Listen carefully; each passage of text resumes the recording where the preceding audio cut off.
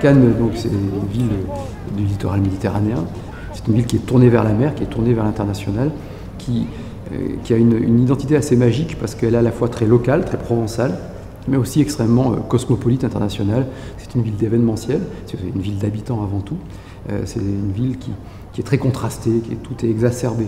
Et Cannes est une ville qui a un rapport à l'eau très particulier, qui est un rapport classique de développement, d'hygiène, de qualité de vie, bref, tout ce que l'eau apporte, mais aussi un rapport d'identité. On produit 45 000 m3 jour d'eau usée. L'objectif qui est le nôtre, c'est de récupérer les eaux en sortie de stations d'épuration et de les affecter à des usages qui nous permettent à la fois de ne pas tirer sur la ressource en eau potable, puisqu'aujourd'hui tout passe par la ressource en eau potable, y compris l'arrosage des jardins. Donc il y a vraiment une approche écologique et puis une utilisation qui doit avoir un sens économique aussi.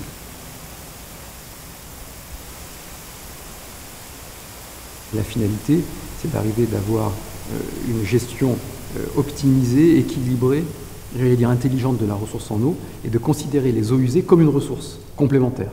Donc c'est le début d'un processus qui me paraît plein de bon sens à partir du moment où on a une eau de bonne qualité en sortie de station, ce qui est le cas dorénavant, mais qui finalement est un grand virage dans la perception du cycle de l'eau et dans l'utilisation des eaux usées.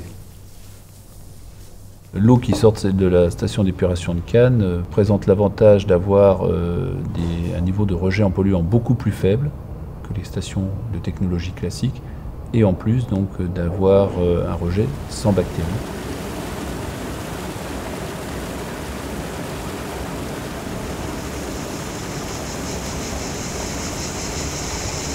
Il y a une grosse difficulté en France à changer un petit peu de façon de penser et à imaginer que finalement des eaux usées peuvent avoir une deuxième vie, une troisième vie, une quatrième vie derrière un système de traitement qui va être fiable, donc on va assurer la fiabilité, la sécurité pour permettre justement que cette goutte d'eau là qui a été bue, qui a été usée, puisse être de nouveau réutilisée plusieurs fois. Donc l'étude de faisabilité elle comporte deux volets. Un premier volet qui est dédié à l'état des lieux des usages en eau, actuels et futurs. Et le deuxième volet, c'est en fonction de ses besoins en eau, c'est de définir des scénarios de développement pour la mise en œuvre de la réutilisation des eaux usées pour venir alimenter ces usages donc ou à proximité ou de manière plus éloignée.